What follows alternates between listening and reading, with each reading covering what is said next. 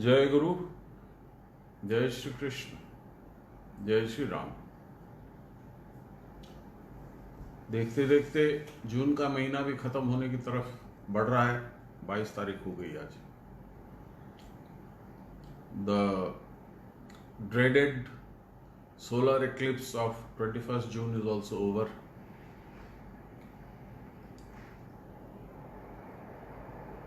China ने भी 16 तारीख को रात को बहुत उत्पात मचाया। तो ये सारे उत्पात पहले से प्रेडिक्टेड थे। ज्योतिषों ने भी बताया था, गुरु महाराज ने भी कुछ कुछ आदेश दिया था, कुछ कुछ बताया था, कुछ कुछ हम लोग के सामने प्रकाश डाला था कि 2020 का जून और जुलाई महीना बहुत ज़्यादा डरावना होगा। तो आप देखिए कि संक्रमण जो है वो भी काफ़ी गति से बढ़ रहा है और कुछ नेता लोग राजनीतिक रोटी सेक रहे हैं। काम करना नहीं है, पैसे बनाना है। क्या करेंगे इतने पैसे पता नहीं, लेकिन बनाना है बस। तो स्थिति ये है,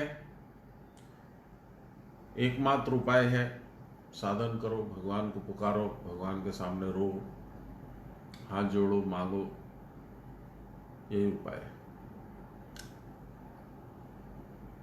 आज हम लोग फिर एक बार गीता के तृतीय अध्याय में ही चल रहे हैं। 36वां श्लोक आज का पाठ होना चाहिए मेरे ख्याल से, देख लेते हैं। और जब तक लोग जुटते हैं हम लोग स्तुति कर लेते हैं।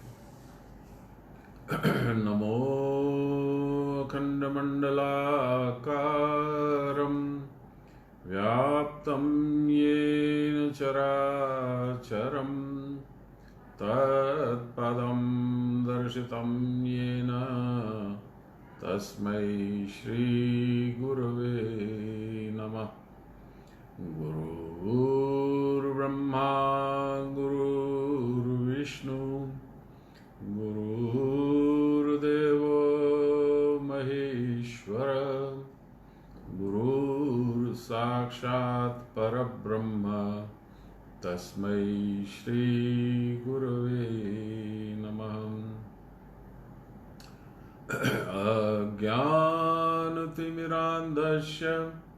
ज्ञानाञ्जनशलाकया चक्षुरुन्मिलितं येन तस्मै श्रीगुरवे नमः। ध्यानमूलं गुरोर्मूर्ति पूजामूलं गुरोर्पदं मन्त्रमूलं गुरोर्वाक्यं मोक्षमूलं गुरोर्कृपा। ब्रह्मानन्दं परमसुखदं केवलं ज्ञानमूर्तिं द्वन्द्वातीतं गगनसदृशं तत्त्वमस्यादिलक्ष्यम् एकं नित्यं विमलमचलं सर्वदा साक्षिभूतं भावातीतं त्रिगुणरहितं सद्गुरुं तं नमामि, सद्गुरुं तं स्मरामि, सद्गुरुं तं भजामि। नमो ब्रह्मण्यदेवाय गोब्राह्मणहिताय च जगद्विताय श्रीकृष्णाय गोविन्दाय नमो नमः। मूकं करोति वाचालं पङ्गुं लङ्घयते गिरिं यत्कृपातमहं वन्दे परमानन्दं माधवं। नमो श्री ब्रह्म विद्यां योग शास्त्रे नमः श्री गुरुचरण कमलेभ्यो नमः श्री कृष्णाय नमः। मैंने पहले भी बताया है, ये चर्चा हो चुकी है, लेकिन फिर आज दोहराना चाहता हूँ। हम लोग स्तुति में एक चौपाई है जिसमें कहते हैं मूकं करोति वाचालम पंगुं लंघयते गिरिम यत् कृपातमहं वंदे परमानंद माधवम। मूकं, गूंगा, जो बोल नहीं सकता है, वो भाषण देगा। पंगु, जिसके पैर बेकार हैं, चल नहीं सकता है, वो पहाड़ लांघ जाएगा। यदि तुम्हारी कृपा होगी हे माधव तो परमानंद आनंद रहेगा, परमानंद रहेगा। तो ये कोरी बात नहीं है, ये जिन लोगों ने अनुभव किया है वे ही जानते हैं।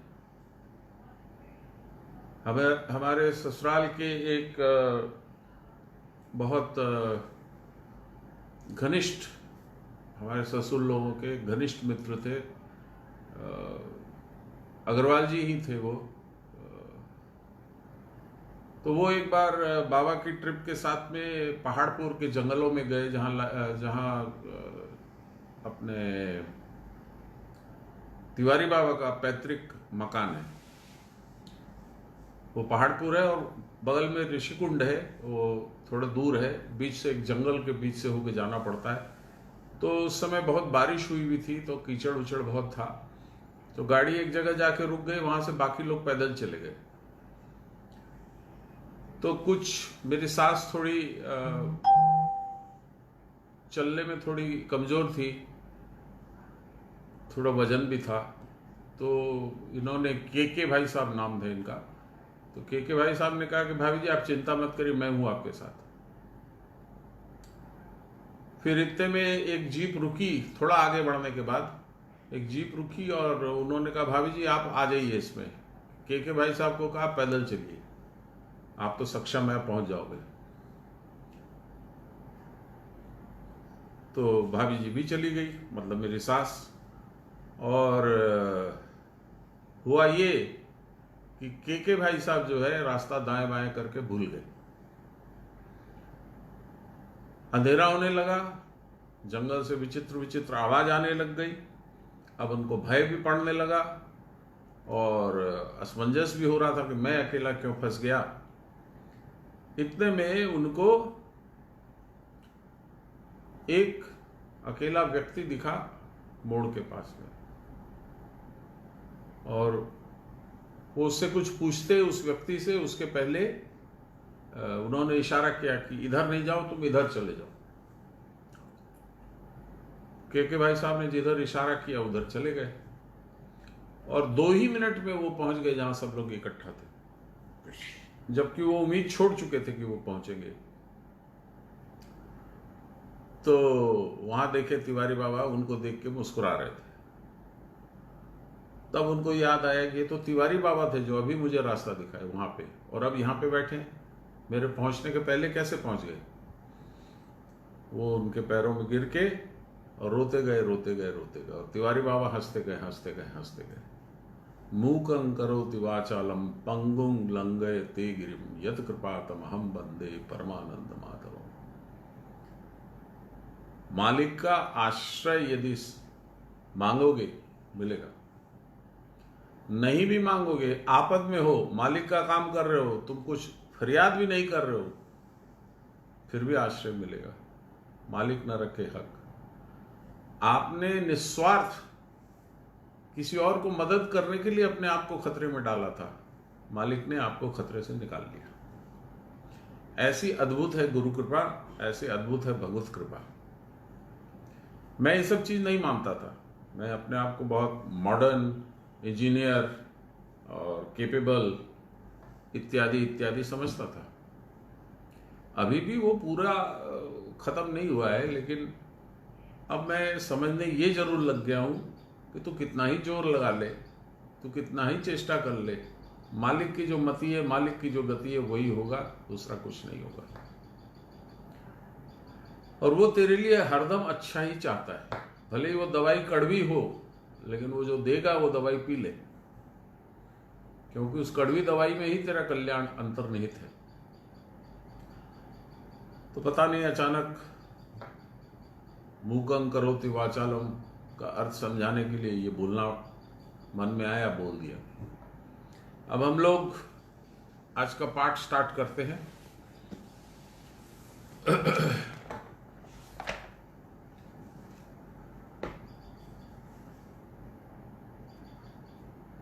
आज 22 है। 20 तारीख को हम लोगों ने पाठ किया था, 21 तारीख को नहीं किया था सूर्य ग्रहण वगैरह की वजह से। 20 तारीख को भी सुनने वालों की संख्या कम थी, आज भी मुझे 6 ही दिख रहे हैं, लेकिन ठीक है, जिनकी जैसी इच्छा। तृतीय अध्याय कर्मयोग। अर्जुन को भगवान हर तरीके से विषाद ग्रस्त अवस्था से बचा रहे हैं और बता रहे हैं कि तेरा कर्म क्या है, किधर तुझे चलना है। जैसे तिवारी बाबा ने के भाई साहब को बोला इधर चलो, तो वो पहुंच गए। ऐसे ही कृष्ण भगवान अर्जुन को बता रहे हैं, जब गीता का समापन होगा, अंत होगा, तो 72 और 73 श्लोक में ये वार्तालाप होगा कृष्ण और अर्जुन के बीच में। भगवान पूछेंगे कि मैंने तुमको बहुत तरीके से घुमा फिरा के ऊंचे नीचे सब शब्द बोल करके समझाने की चेष्टा की, तू क्या समझा मैं तेरे मुंह से जानना चाहता हूं। 72 नंबर श्लोक में है ये, 18वें अध्याय के। और 73 नंबर श्लोक में अर्जुन का जवाब है कि स्थितोस्मि गत संदेह तत् प्रसादात् मयुच्यत करिष्ये तव वचन। मैं अब गत संदेह, मेरे मन में कोई संदेह बचा नहीं है, सारे संदेह गत हो गए, चले गए। करिष्ये तव वचन, आपने जैसा कहा है वैसा ही मैं आचरण करूंगा। तो अब कर्म योग में भगवान कई चीजों की बहुत मीमांसा कर चुके, बहुत निरूपण कर चुके। अब अर्जुन के मन में एक प्रश्न और आया है। अर्जुन पूछता है, अर्जुन उवाच अथ केन प्रयुक्तोऽयं पापं चरति पुरुषः अनिच्छन्नपि वार्ष्णेय बलादिव नियोजितः। अर्जुन बोले, हे वृष्णि वंश उत्पन्न वार्ष्णेय। मेरे एक प्रोफेसर थे, हम लोग को कैलकुलस सिखाते थे कॉलेज में, सेकेंड ईयर में, उनका नाम भी वार्ष्णेय था। और टीवी पे 2 लोग आते हैं, टाइम्स नाउ में और रिपब्लिक में, वो भी वार्ष्णेय। वो पूज्य गुणीजन थे, और ये वार्ष्णेय तो कम्युनिस्ट टाइप हैं और चाइना का फेवर करते हैं, भारत देश के खिलाफ जाते हैं, ऐसे भी वार्ष्णेय हैं।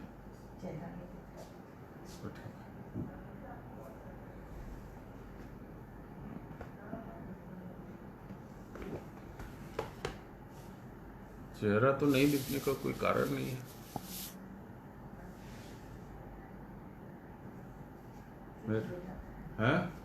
मेरी पत्नी आई है, बोलती है चेहरा नहीं दिख रहा है। पता नहीं, मुझे तो बहुत स्पष्ट दिख रहा है इसमें। उसको टेढ़ा बांका करके देखो। हाँ, तो ऐसे सब वार्ष्णेय है, नाम कुछ भी रख लो। वो कहा ना, कबीरदास जी ने कहा या किसने कहा, रंगी को नारंगी कहीं फटे दूध को खोया, कबीर ने ये कहा था। वैसा ही है, नाम कुछ भी रख लेते हैं। अब जो सीता राम येचुरी, तो कम्युनिस्ट पार्टी ऑफ इंडिया के पुरोधा है, क्या कहिएगा, ये देश का दुर्भाग्य है। तो अर्जुन का वो प्रश्न है, अथ केन प्रयुक्तोऽयं पापं चरति पुरुषः अनिच्छन्नपि वार्ष्णेय बलादिव नियोजितः। अर्जुन बोले, हे वार्ष्णी, हे वृष्णि,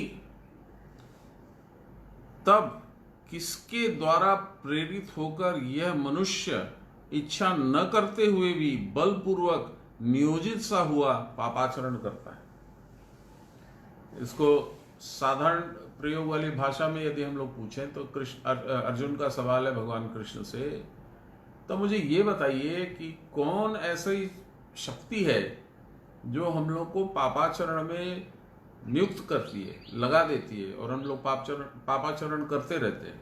ऐसा क्या है? भगवान ने कहा था पहले ही, राग द्वेष के अधीन न हो।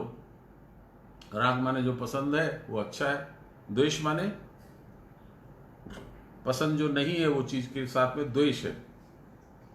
परंतु उसको असाध्य मानकर अर्जुन बोले, हे वृष्णिकुल उत्पन्न, अनर्थ रूप पाप करने की इच्छा न होते हुए भी किसके द्वारा प्रेरित होकर यह पुरुष पापाचरण करता है? विवेक बल से काम क्रोध का निरोध करने वाले पुरुष की पुनः पाप में प्रवृत्ति देखी जाती है। विवेक यानी सोच कर, नहीं नहीं ये पाप है, ये नहीं करेंगे, वो हट जाता है, लेकिन फिर कुछ देर के बाद में उसको लगता है कि नहीं, कर लेना चाहिए। अतएव उसका मूलभूत कोई प्रवर्तक होना चाहिए, इस संभावना से अर्जुन ने यह प्रश्न किया। आध्यात्मिक व्याख्या। शरीर के तेज के द्वारा अनुभव हो रहा है। शरीर का तेज अर्जुन स्वयं है। अर्जुन माने नर और कृष्ण माने नारायण। नर नारायण की जोड़ी है।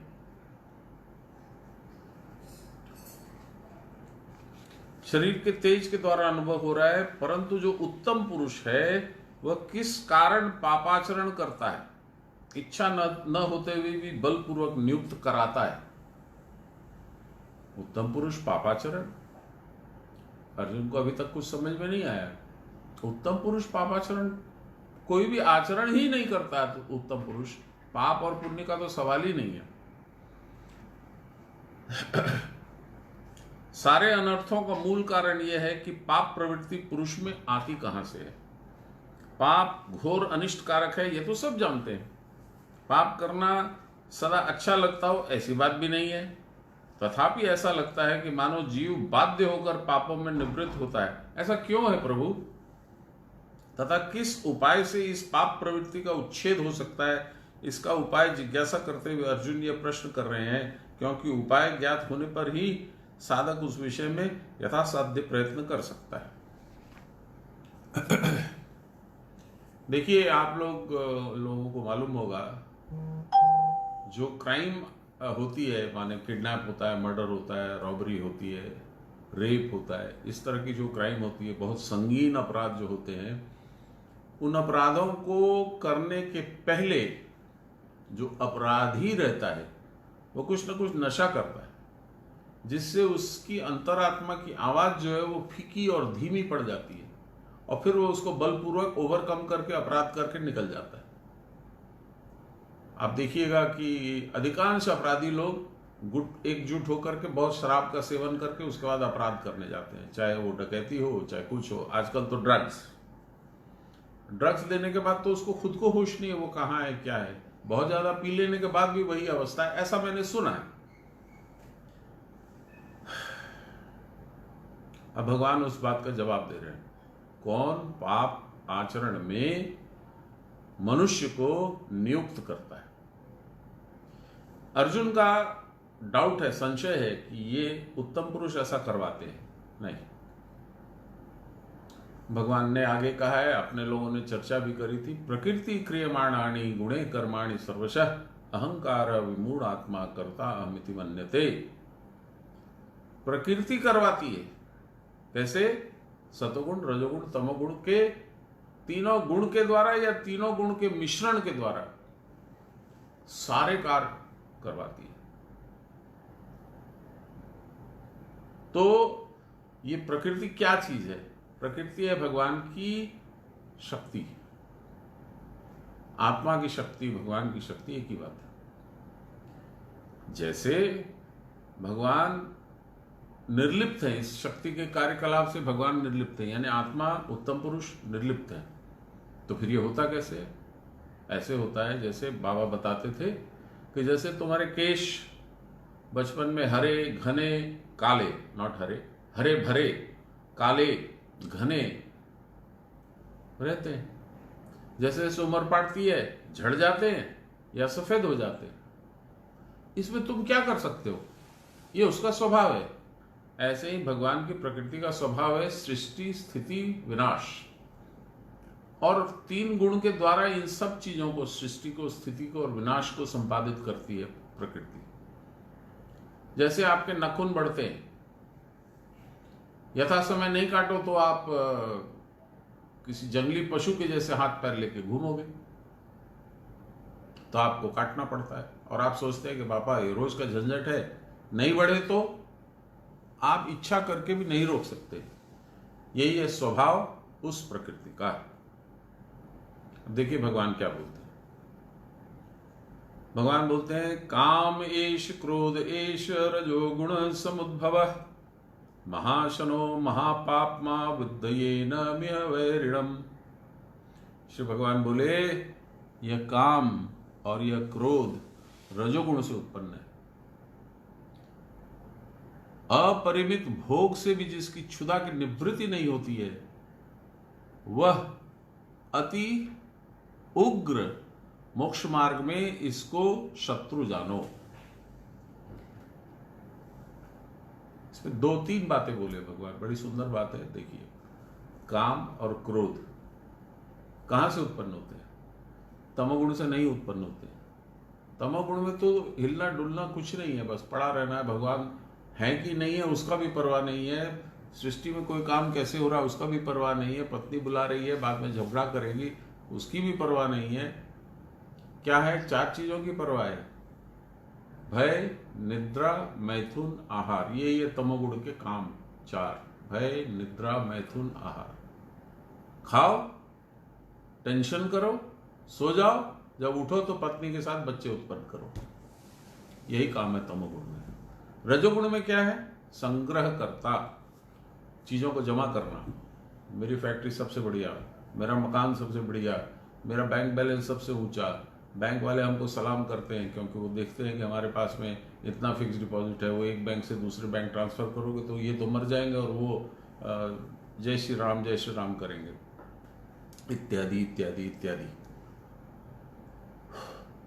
तो ये कहां से होता है? संग्रहण। रजोगुण बहुत प्रबुद्ध हो जाता है, बहुत वृद्धि को प्राप्त होता है, तब ये होता है। अच्छा, आपके मन मुताबिक काम हो गया तो एक नए काम की खोज में आपका मन तुरंत निकल पड़ता है। यदि नहीं हुआ तो क्रोध होता है। इच्छा की पूर्ति होने से नई इच्छा प्रकट होती है और अपूर्ण रह जाने से क्रोध बढ़ जाता है। देखिए बाबा क्या बोलते हैं।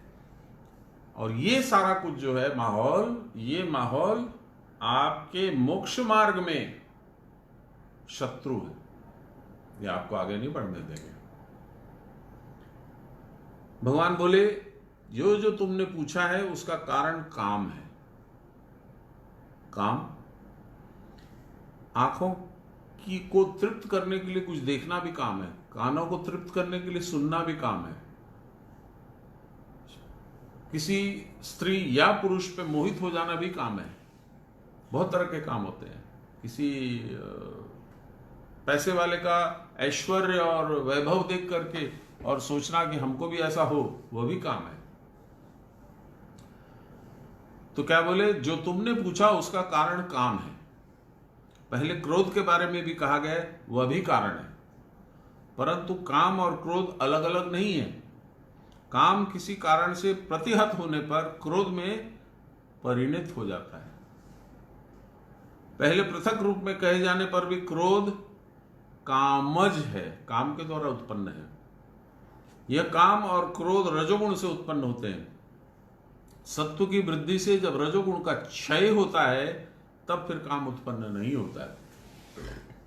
इस काम को मोक्ष मार्ग का प्रबल बैरी जानना चाहिए। काम को अगले श्लोकों में कहे गए उपायों से वध करना होगा। प्रबल शत्रु को साम दाम दंड भेद आदि उपायों से वश में करना चाहिए। काम उपभोग प्रदान कर कोई इस काम को शांत नहीं कर सकता। ये जिसको हम लोग कहते हैं ना, अंधा कुआं है, जितना इसमें डाल दो उतना खत्म हो जाएगा और आवाज भी नहीं होगी। और चाहिए और चाहिए और चाहिए और चाहिए।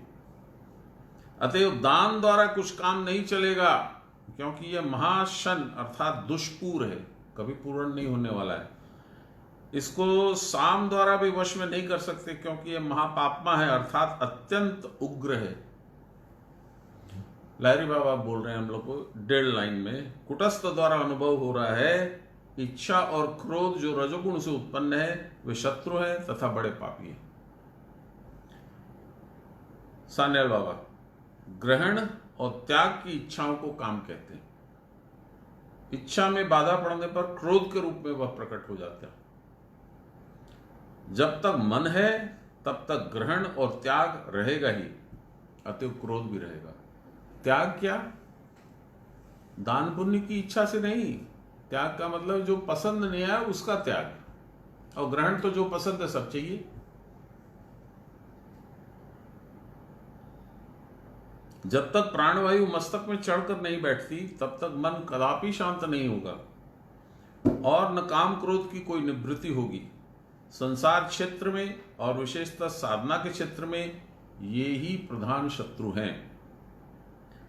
सारे अनर्थ बढ़ाते हैं यही दोनों। प्राणायाम करते करते ब्रह्म नाड़ी का भेद होने पर प्राण और उसके साथ मन का उपराम होता है।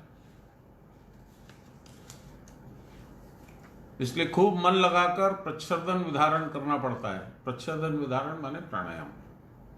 सदा श्वास में ही लक्ष्य रखना पड़ता है। शास्त्र कहते हैं कि काम निग्रह ही धर्म और मोक्ष का बीज है। काम निग्रह, निग्रह माने रोकना, खींच करके चलाना, लगाम को टाइट से टानना, यही निग्रह। निर्ममता और योगाभ्यास के बिना काम जय नहीं होता। अश्वमेध पर्व, काम गीता। आत्मा के सिवा अन्य वस्तुओं का बोध ही मूल अज्ञान है। वही पुरानी बात, পরের কথা না বলিয়া নিজের কথা বলুন, পরের সঙ্গে না বসিয়া নিজের সঙ্গে বসুন। वही है। आत्मा के सिवा अन्य वस्तुओं का बोध ही मूल अज्ञान है। यह अज्ञान ही काम संकल्प आदि का मूल आधार है।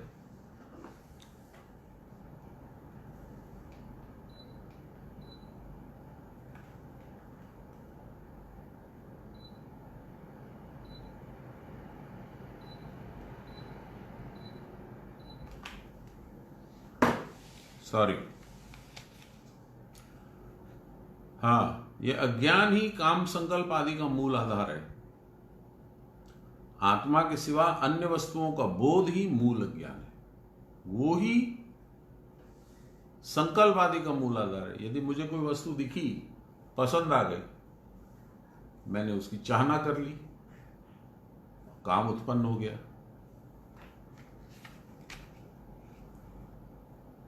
काम संकल्प जितना ही बढ़ता है, आत्मदृष्टि उतनी ही लुप्त हो जाती है, बहिर्दृष्टि उतनी ही फैलती है, उतना ही आवरण के ऊपर आवरण चढ़ता जाता है।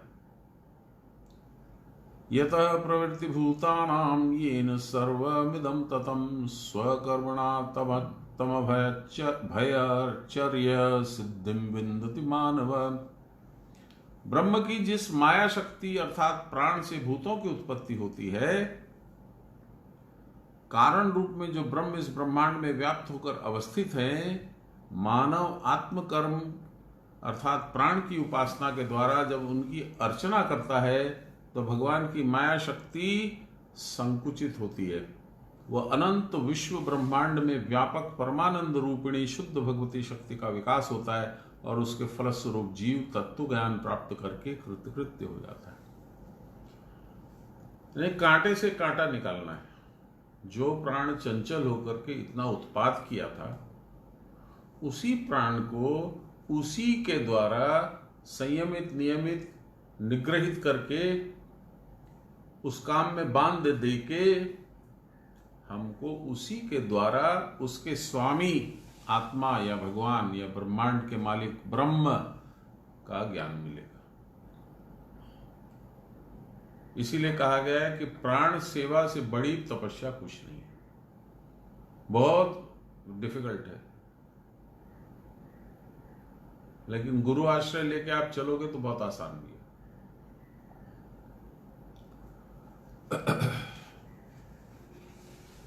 38 नंबर श्लोक। धूमेनाव्रियते वह्निर्यदर्थार्थो मलेन च यथोल्बेनावृतो गर्भस्तथा तेन मावृतम्। जिस प्रकार वह्नि यानी अग्नि धुएं के द्वारा ढका जाता है, उस प्रकार दर्पण मल के द्वारा ढका जाता है। जैसे जरायु के द्वारा गर्भ ढका रहता है, उसी प्रकार काम के द्वारा ज्ञान ढक जाता है।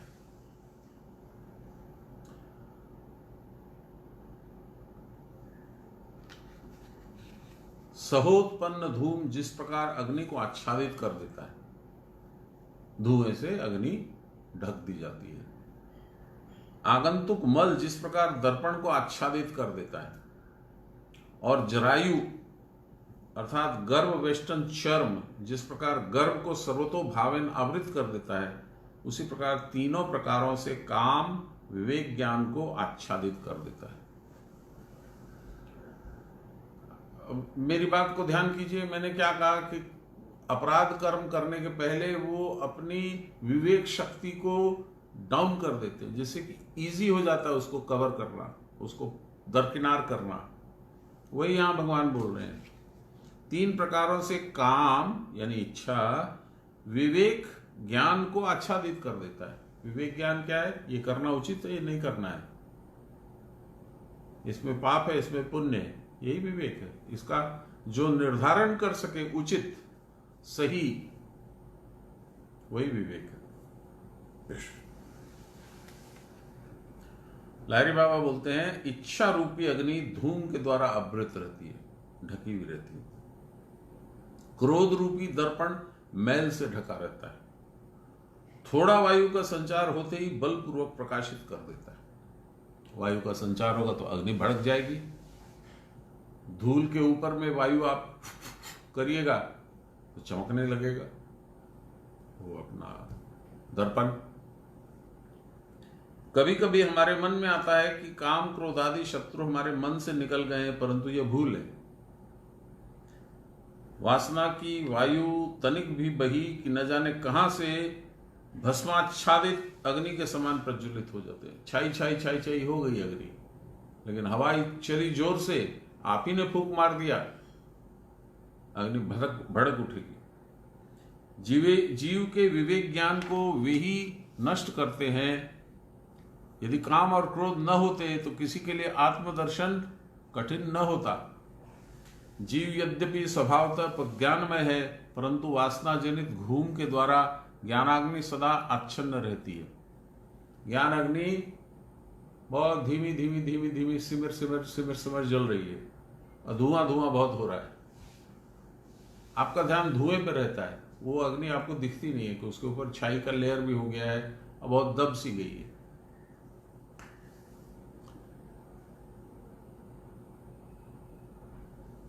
वासना मन का कार्य है। मेघाच्छादित वासना शून्य होने पर आत्म प्रकाश भी उसी प्रकार लक्षित होने लगता है।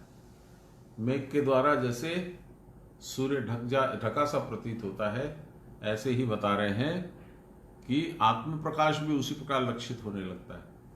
मैंने एक गाना सुनाया था, बाबा को बहुत प्रिय था, आप याद करिए। एक लाइन याद आ रही है इसी से, मेघाच्छादित बोलने से। ओई जे महाशून्य आकाश, ओई खाने मोर घर, स्नेहमयी माजे आमार बाड़िए आछे कर। ओई जे महाशून्य आकाश। अब ये लाइन ध्यान कीजिए। मिथ्या मेघाधर, मिथ्या मेघाधर। मिथ्या मेघ क्या है? क्रोध, काम, लोभ, ममता, मोह, माया। ये मिथ्या जो मेघ है, यही असल आकाश को, असल ब्रह्माकाश को, वहां पे मेरे घर को देखने नहीं देती है। मेरा घर क्या है? आत्मा।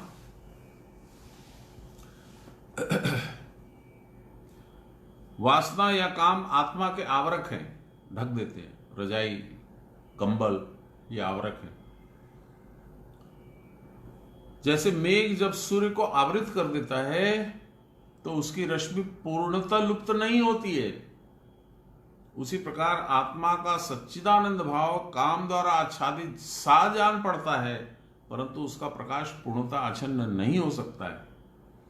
घनाच्छन्न सूर्य को देखने के लिए जैसे मेघ को दूर होना आवश्यक है, उसी प्रकार आत्मा को देखने के लिए काम को हटाना आवश्यक है। ज्ञान स्वरूप आत्मा को काम 3 प्रकार से आवृत करता है। उसे यहां 3 दृष्टांतों के द्वारा दिखलाया गया है। काम या ज्ञान का सुदृढ़ आधार है, नहीं बस हमको चाहिए। अब इसके आगे विवेक नहीं काम कर सकता है, हमको चाहिए, बस हो गया।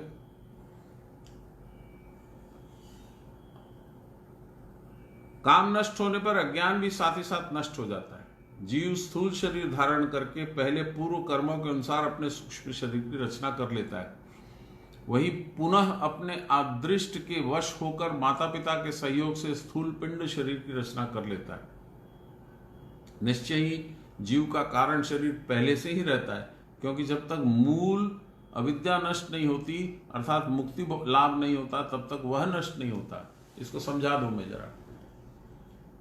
कारण शरीर, कारण का मतलब है इंग्लिश में कहो तो रीजन, क्यों जन्म हुआ, क्यों तुमने शरीर धारण किया, वो कारण शरीर है। उसके अंदर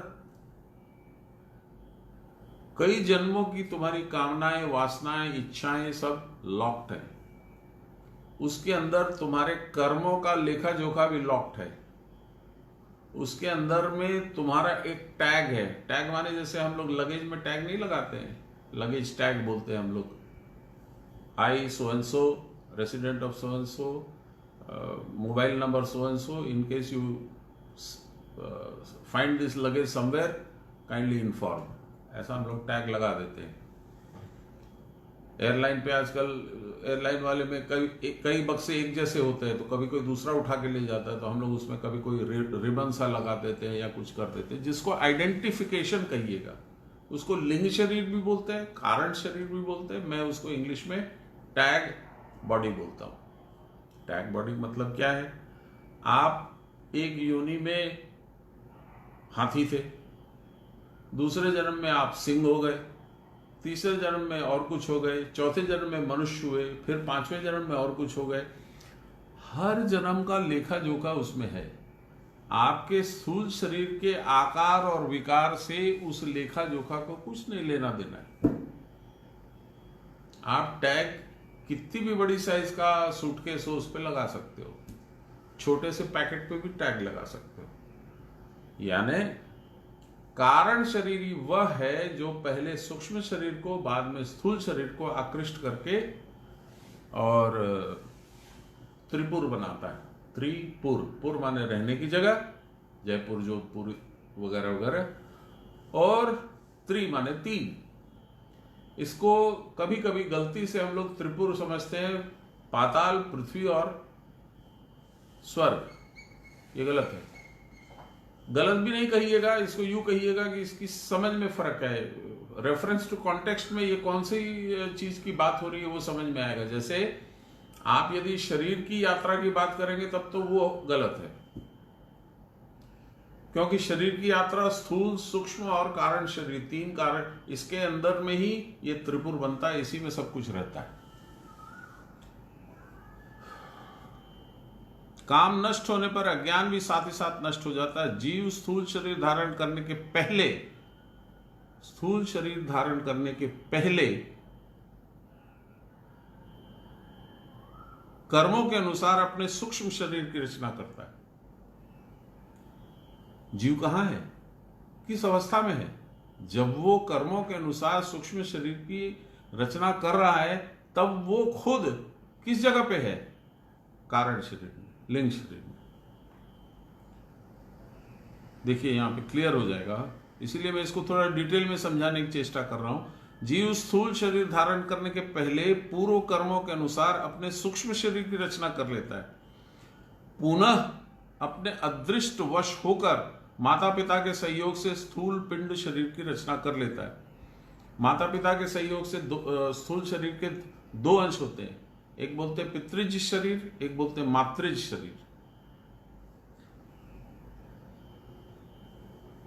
निश्चय ही जीव का कारण शरीर पहले से ही रहता है, क्योंकि जब तक मूल अविद्या नष्ट नहीं होगी अर्थात मुक्ति लाभ नहीं होगा तब तक वह नष्ट नहीं होता। समझ में आ गए? सबसे पहले कारण शरीर आता है, फिर वो स्थूल शरीर को बनाता है। मां के गर्भ में ही चल रहा है सब कुछ, फिर स्थूल शरीर बनता है। प्रत्येक जन्म में जीव के सूक्ष्म शरीर की सृष्टि के साथ काम भी सूक्ष्म शरीर में सूक्ष्म भाव से विद्यमान रहता है। स्थूल शरीर प्राप्त करने के बाद जैसे जैसे स्थूल शरीर की पुष्टि होती है, बढ़ता है, वृद्धि होती है, मजबूत होता है, वैसे वैसे यह सूक्ष्म शरीर भी पुष्ट होता है और इसमें निहित वासना बीज भी क्रमतः विकसित होता है। देहावृत आत्मा की कैसी अवस्था होती है यही यहां बतला रहे हैं। पहले वह घूम आवृत वहनी के समान रहता है, धुएं से आवृत ढका हुआ आग। धूम आवृत वहनी में भी वहनी का प्रकाश सुस्पष्ट होता है, केवल थोड़ा घुमावृत रहता है, थोड़ी उसमें धुआं निकलते रहता है। उसमें सहज ही अग्नि का संधान प्राप्त हो सकता है। देखिएगा ध्यान से तो अग्नि दिखेगी। यही है कारण शरीर, वो अग्नि, और उसके भीतर आत्मा की बात। तत्पश्चात सूक्ष्म शरीर है और उसके भीतर जीव नाना प्रकार की वासनाओं से आवृत होने के कारण और भी आच्छादित प्रतीत होता है, जैसे मल लिप्त दर्पण। दर्पण पे बहुत सारी धूल बैठी हुई है, ऐसे। जिस प्रकार मललिप्त दर्पण में ठीक प्रतिबिंब नहीं पड़ता, उसी प्रकार वासना वेगमयी सूक्ष्म शरीर में आत्मस्वरूप का स्फुरण अत्यंत अस्पष्टवत प्रतीत होता है। उसमें आत्मा का दर्शन अस्पष्ट होता है। जैसे दर्पण में धूल बैठी हुई है, उसमें आप अपना चेहरा भी देखोगे, कुछ भी देखोगे, नहीं दिखेगा, यह बहुत वेग पता लगेगा। इसी प्रकार वासना वेगमयी सूक्ष्म शरीर में आत्मस्वरूप का स्फुरण अत्यंत अस्पष्टवत प्रतिभात होता है, परंतु तनिक परिश्रम करके दर्पण को साफ करने पर जैसे प्रतिबिंब सुस्पष्ट भाव से पड़ने लगता है, उसी प्रकार विचार और साधन की सहायता से जब अशुभ वासना का वेग ह्रास को प्राप्त होता है तो उसमें समुज्ज्वल आत्मज्ञान सुस्पष्ट झलकने लगता है। क्या क्या चीज से, किस किस चीज की सहायता से? दर्पण साफ करने से जैसे प्रतिबिंब सुस्पष्ट भाव से पड़ने लगता है, उसी प्रकार विचार और साधन। मन ही विचारम बारम बारम, और साधन, वहां कोई विचार नहीं है। आपके गुरु ने आपको बता दिया, उस तरह से आप करिए। क्या हुआ, कैसे हुआ, नहीं हुआ, आपके पास कोई इंस्ट्रूमेंट नहीं है कि आप मेजर करें कि आज का मेरा साधन कितना अच्छा रहा, कितना नहीं रहा, उसमें कितना मार्क मिलेगा, वो उनका काम है।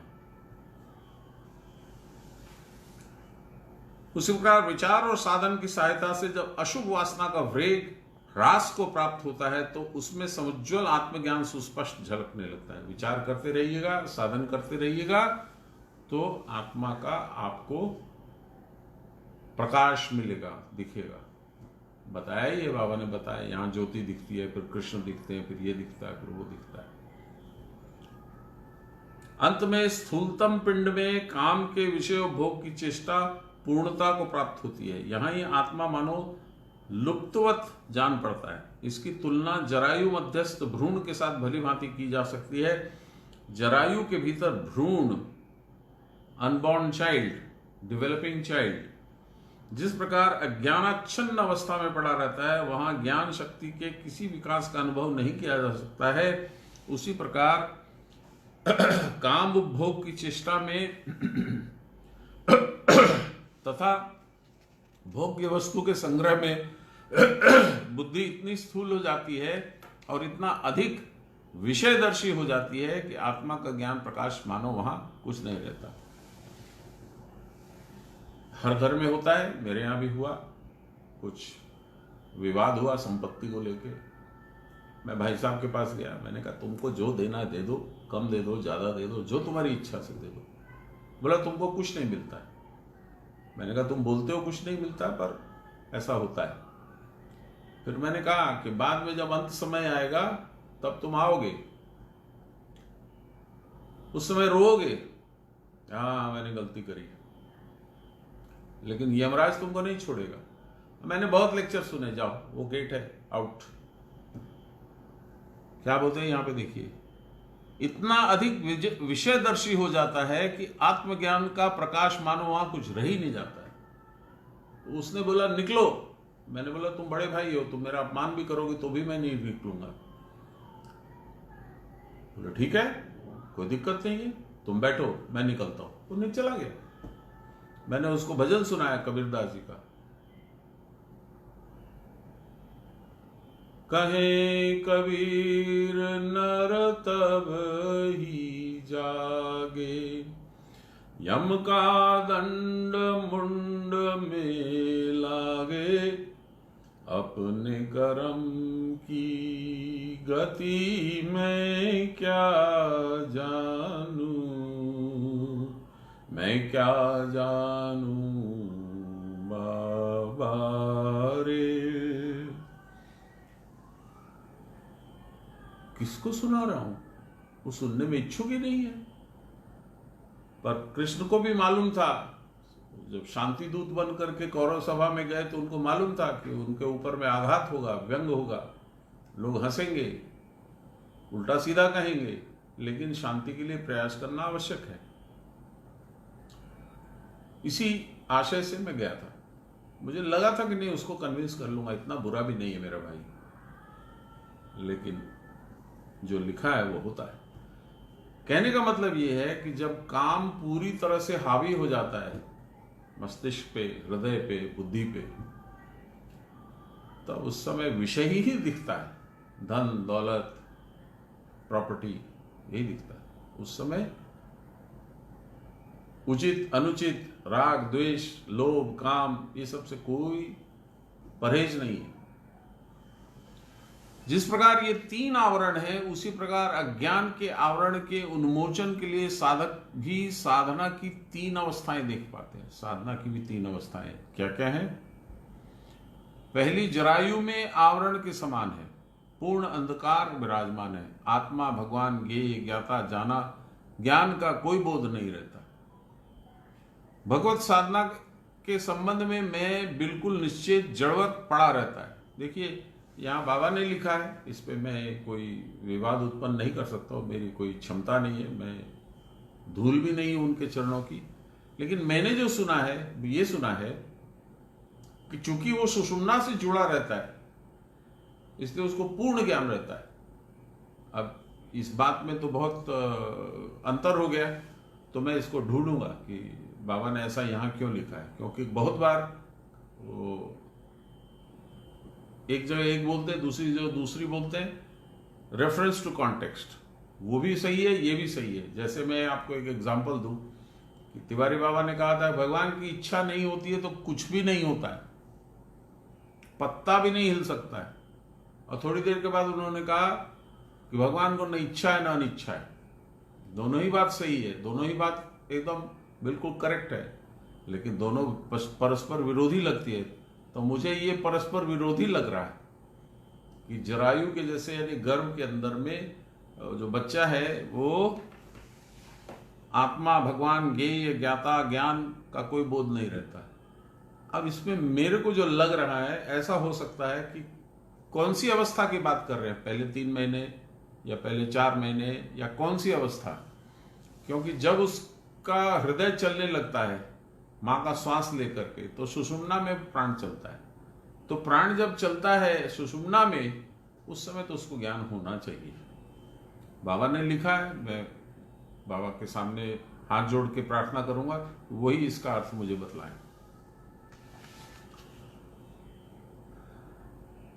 इस अवस्था में भगवान जीव की बुद्धि के बाहर पड़े रहते हैं और जीव सिर्फ सांसारिक काम और भोग को लेकर व्यस्त रहता है। उस अवस्था में आत्मा की ज्ञान ज्योति पूर्णतः समाच्छादित होती है। यद्यपि बहुत कहने सुनने पर कहीं साधन ग्रहण भी करता है, तो कुछ कर नहीं पाता। ये कैसे बात हुई? अच्छा, जो साधक है उसकी तुलनात्मक बात हो रही है। साधन करने की इच्छा भी नहीं होती और करने पर रस भी नहीं मिलता। देखिए, इसी मेरे भाई साहब को मैं बाबा के पास 3 बार ले गया। धनबाद आए थे बाबा, तब भी ले गया। वो दूसरी जगह पे थे, वहां पर स्पेशली गाड़ी चला के ले गया कि किसी हालत से इसको दीक्षा मिल जाए, इसका कल्याण हो। पर अगले के तकदीर में नहीं था, नहीं हुआ, और आज दुरावस्था भोग रहा है। यद्यपि बहुत कहने सुनने पर भी साधन ग्रहण कर भी लेता है तो भी कुछ नहीं कर पाता। साधन करने की इच्छा भी नहीं होती और करने पर रस भी नहीं मिलता। तत्पश्चात उस स्तर को अतिक्रम करके जीव जब प्रकृत साधक हो उठता है,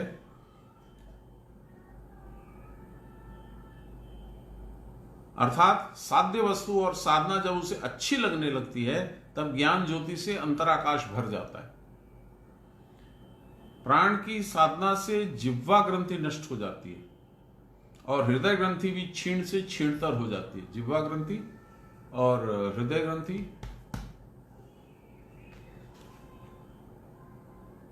कहाँ गए? हाँ, आत्म ज्योति का विमल प्रकाश मन को आनंदित और उत्साहित कर देता है। मंडलाकार गर्वाच्छादक उल्ब को भेद करके तब दिव्य प्रकाश अंतराकाश में उसी प्रकार क्रीड़ा करता है जैसे मेघ के क्रोड़ में सौदामिनी विलसित होती है, बिजली जैसे चमकती है।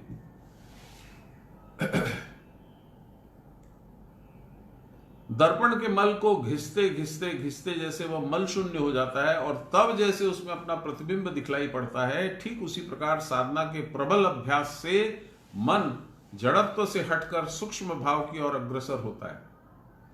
तब फिर इस जड़ देह और उसकी चेष्टा और मन का विशेष लक्ष्य या आग्रह नहीं रहता। फिर से सुनिए, तब फिर इस जड़ देह और इसकी चेष्टा की ओर मन का विशेष लक्ष्य नहीं रहता।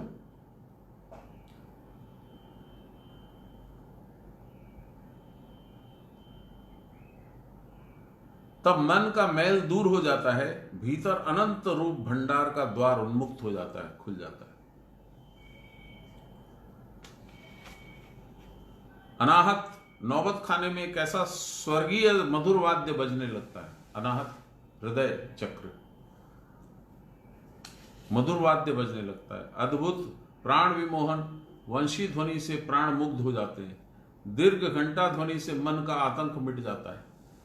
टिंग टोंग टिंग टोंग टिंग टोंग। मन का आतंक,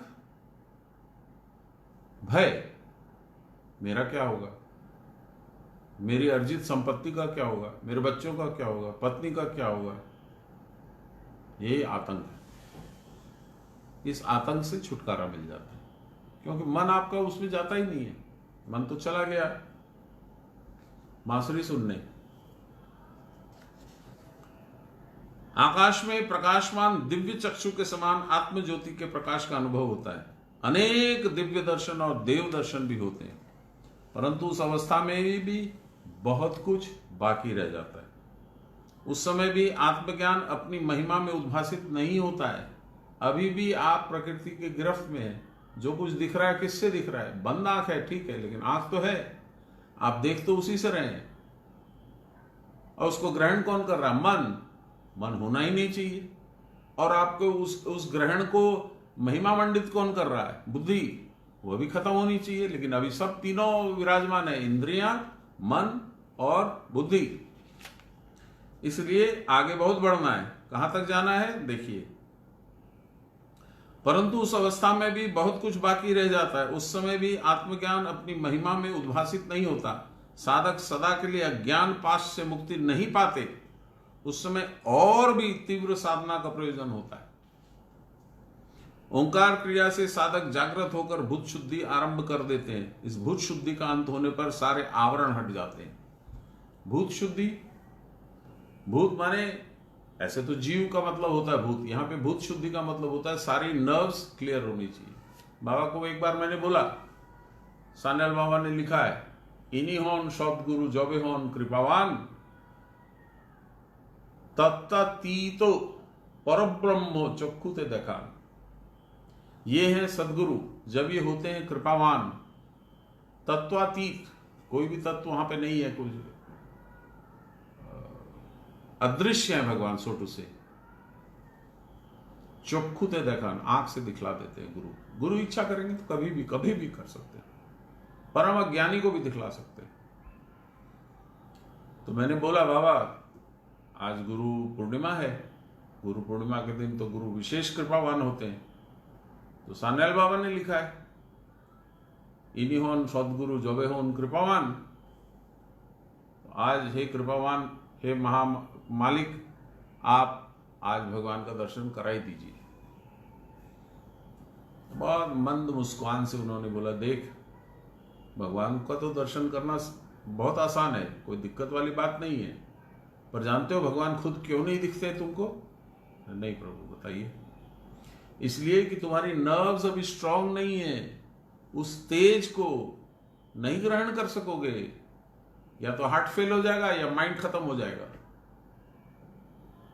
इसलिए पहले साधन करके भूत शुद्धि करो, यही है भूत शुद्धि, अपनी नर्व्स को स्ट्रांग करो।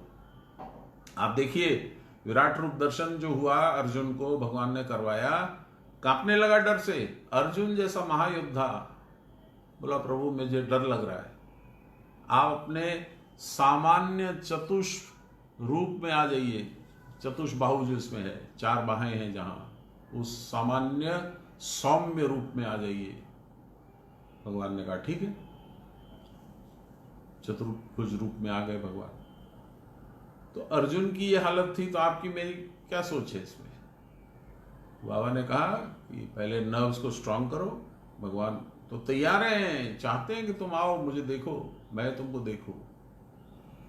बाधा तुम्हारा शरीर बना हुआ है, जिसको तुम पुष्ट नहीं कर रहे हो अभी, इसको साधन करके तुमको जो भूत शुद्धि करनी है वो नहीं कर रहे हो। भूत शुद्धि आरंभ कर देता ओंकार क्रिया करके। इस भूत शुद्धि का अंत होते ही सारे आवरण छूट जाते हैं, जो भी पर्दा है भगवान के आपके बीच में हट जाता है। अंतिम आवरण है कारण शरीर, देख लीजिए। इसमें ही अनादि अज्ञान बीज निहित रहता है। इसके दूर होने में साधक बहुत दिन और बहुत जन्म लग जाते हैं। छायात पयोरिव ब्रह्मलोके, तब 72,000 नाड़ियां शुद्ध हो जाती हैं, नारायणी सेना। और इन सारी नाड़ियों के अधिष्ठात्री देवता तब चैतन्य युक्त होकर जाग उठते हैं। तब जीव सच्चिदानंदमय ब्रह्म चैतन्य में प्रवेशोन्मुख होके सर्वम खलविदम ब्रह्म को अपने ज्ञान का विषय बनाता है। उषा काल की स्निग्ध ज्योति के समान मेघ के भीतर पूर्ण चंद्र के समान सदा ही आत्मज्योति और आत्मज्ञान का प्रकाश मिलता रहता है। सारे देव और इंद्रिय आदि के ऊपर आधिपत्य फैल जाता है। कुटस्थ के भीतर स्निग्ध उज्ज्वल शुभ्र ज्योतिर्मय चिदाकाश सुस्पष्ट हो जाता है। बुद्धि अंतर्मुखी होकर आत्मस्वरूप में विलीन प्राय हो जाती है। अंतर्मुखी, अभी तक क्या है, बुद्धि बहिर्मुखी थी, है ना। जब ये सब देखोगे, आवरण सारे हट जाएंगे, प्रभु का प्रकाश देखोगे, आत्मा का, प्रभु का, गुरु का, सबका एक ही है। तब क्या होगा, जो बाहर देख रही थी वो उसी तरह से होगा जैसे 1000 बार देखी हुई फिल्म को फिर से देखना चाहेगा। नहीं चाहोगे, क्या चाहोगे, नई चीज चाहोगे। वो नई चीज तुम्हारे अंदर में प्रकाशवान हो रखी है, उस प्रकाश को छोड़ के कहीं और नहीं जाओगे तो बुद्धि उसी में लीन हो जाएगी। सविकल्प समाधि सुदीर्घ और स्पष्ट भाव में विराजमान हो जाएगी। तभी अंतिम आवरण कारण शरीर अस्तोन्मुख होकर अनंत आत्मसत्ता में, अनंत चिद ज्योति में चिरदिन के लिए विलीन हो जाएगा। इसके पूर्ण होने पर आवरण या ज्ञान कुछ नहीं रहेगा। यही महामहेश्वर भाव कहलाता है। बहुत सुंदर है। ब्रह्मभूत प्रसन्नात्मा न शोचती न कांक्षति, तब ब्रह्मैवाहम, ये दृढ़ निश्चयता उपस्थित होगी तथा देहादि में अभिमान शून्य होकर साधक प्रसन्नचित हो जाते हैं, तब प्राप्त वस्तु के नष्ट होने पर भी उसके लिए शोक नहीं होता और अप्राप्य वस्तु की प्राप्ति के लिए मन में कोई आकांक्षा भी नहीं उत्पन्न होती।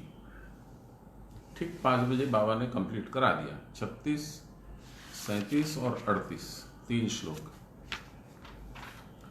कल हम लोग 39 पढ़ेंगे। 39वां श्लोक क्या है? आवृतम ज्ञान में तेन ज्ञानिनो नित्य वैरिणाम काम रूपेण कौन्तेय दुष्पूर्णे नालेन च। हे कौन्तेय, ज्ञान के चिरशत्रु दुष्पूर्णीय अग्निस्वरूप इस काम के द्वारा ज्ञान आवृत रहता है। मनुष्य की इच्छा कभी खत्म ही नहीं होती है। चंडी में भी आप देखेंगे सबसे दुर्दांत, सबसे दुर्गेय, सबसे दुर्जय है रक्त बीज। रक्त बीज को जय करने के लिए जितनी ईश्वरीय शक्तियां सब अपने अपने रूपों में आकर के इकट्ठा हुई, तब जाके उस पर जय पाई गई। और उसने शुंभ ने आकर के टोका भी, तुम कैसी हो, एक से लड़ने के लिए तुमने इतना अपनी सेना को बुला लिया हो। तो मां ने कहा कि एको हम द्वितीय नास्ति, ये सारे मेरे ही रूप हैं, तो मैं इनको स्मरण कर लेती हूँ, तुमको नहीं पसंद है। तो फिर मां ने उन सबको अपने अंदर स्मरण कर लिया। तो ये अवस्था है काम की। मनुष्य जन्म जन्मांतर से काम की फिक्र में रहता है, उसको और कुछ नहीं दिखता है, इसीलिए उसको भगवान भी नहीं दिखते।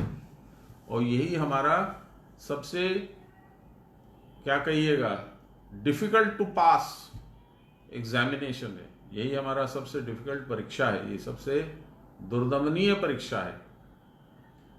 जन्म जन्मांतर के संस्कारों को दबा के, कब्जा करके और काम को रोक देना, ये एक जन्म में नहीं होता है। जो इस तरह की इच्छा करके करना चाहता है वो एक जन्म में तो कर ही नहीं सकता है, लेकिन यदि उस पर कई जन्मों का प्रभाव है, धीरे धीरे धीरे धीरे धीरे धीरे घसते घसते घसते घसते इस जन्म में यदि उसने इच्छा का त्याग कर दिया, इसका मतलब है वो कई जन्मों से साधन भजन भगवत भक्ति कर रहा है। मां प्रणाम देवेन, आप लोग सबको जय गुरु। कल फिर मिलेंगे, अभी थोड़ी स्तुति कर लेते हैं। नमो ब्रह्मण्य देवाय गो ब्रह्मण्य हिताय च जगद्विताय श्री कृष्णाय गोविंदाय नमो नमः। ब्रह्मार्पणं ब्रह्म हविर्ब्रह्माग्नो ब्रह्मणाहुतं ब्रह्मैव तेन गन्तव्यं ब्रह्म कर्म समाधिनां। नमो श्री ब्रह्म विद्यां योग शास्त्रे नमः। श्री गुरुचरण कमलेभ्यो नमः। श्री कृष्णाय नमः। श्री कृष्ण गोविंद हरे मुरारे, राम नारायण वासुदेव। श्री गुरु चैतन्य हे आत्मदेव, हे मात दुर्गे हर विश्वनाथ। श्री कृष्ण गोविंद हरे मुरारे, राम नारायण वासुदेव। श्री गुरु चैतन्य हे आत्मदेव, हे मात दुर्गे हर विश्वनाथ। श्री कृष्ण गोविंद हरे मुरारे, राम नारायण वासुदेव। श्री गुरु चैतन्य हे आत्मदेव, हे मात दुर्गे हर विश्वनाथ। सर्वे भवन्तु सुखिनः, सर्वे सन्तु निरामयाः, सर्वे भद्राणि पश्यन्तु, मा कश्चित् दुःखभाग् भवेत्। असतो मा सद्गमय, तमसो मा ज्योतिर्गमय, मृत्योर्मामृतं गमय, आविराविमहीधि। रुद्रयते दक्षिणां मुखं, ते नमाम पाहि नित्यं। रुद्रयते दक्षिणां मुखं, ते नमाम पाहि नित्यं। बोलिए प्रेम से गुरु महाराज की जय, परम गुरुदेव की जय, परात्पर गुरुदेव की जय, परमेष्ठ गुरुदेव की जय, गुरु माता की जय, सब देवन की जय, सब संतन की जय, सब भक्तन की जय, पतित पावन भगवान की जय जय जय।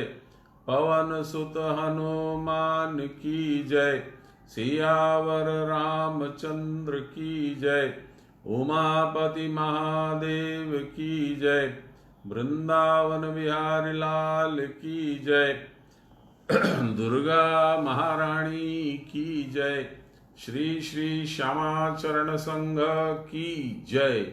हर हर महादेव, हर हर। जय गुरु, जय श्री कृष्ण। महाप्रणाम देवेंद्र।